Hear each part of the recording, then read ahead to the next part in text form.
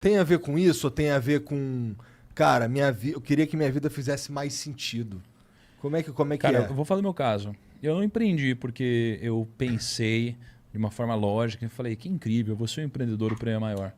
Na verdade, eu fui empreender porque eu fui negado por todos os bancos de investimento no Brasil, cara. Porra, Necessidade no final. mas eu queria ser, cara, um puta funcionário legal de um banco de investimentos.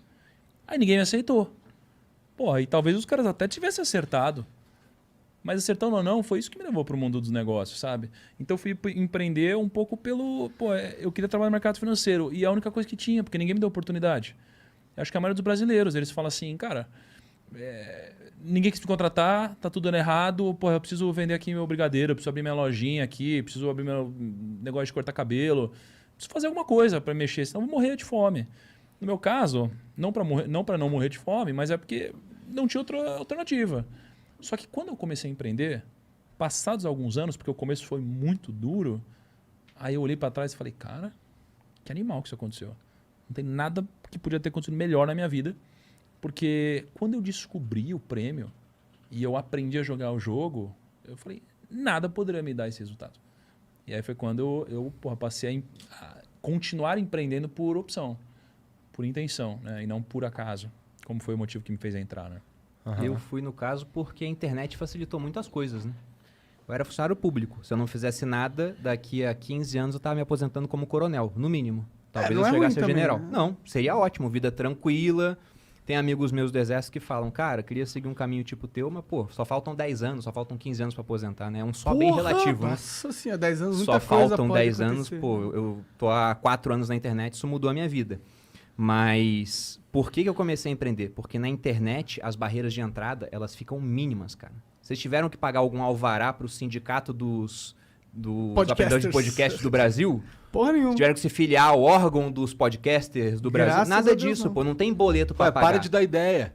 Pois é, né? Porra. E já me procuraram para criar tipo um sindicato de educador financeiro. Eu falei, bando de socialista, não vou criar sindicato nenhum. Mas esse é o ponto. Aqui você tem muito menos barreiras para empreender. E na internet, a pior coisa que pode acontecer é você criar um negócio que ninguém assiste. Mas o custo da criação do negócio é muito baixo. Sim. Então, como o custo do erro era muito baixo, essa conta de 99% vai dar errado, eu pensei, tá, mas se eu der errado, eu perco muito pouco. E se eu der certo? Isso muda a minha vida.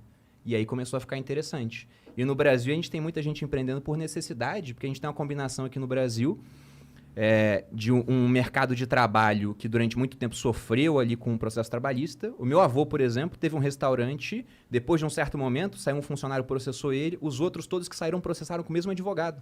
Porque era aquela época onde para processar você não gastava nada. Então, a melhor coisa é processa. Não der nada, não perco. Se der alguma coisa, eu ganho. Ele começou a fazer acordo. Então, todo mundo processava.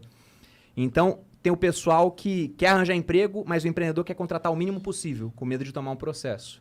E, além disso, num país de proporções continentais, você pensa num salário mínimo, R$ 1.100. É muito pouco aqui em São Paulo, certo? É. Eu já fui para cidades no interior de Roraima, onde se for pagar R$ 1.100, ninguém trabalha formalmente. Porque para o empregador pagar R$ 1.100 para aquele cara lá, ele tem que, primeiro, ter o dobro provisionado, né? Porque tem FGTS, tem 13º, um monte de coisa.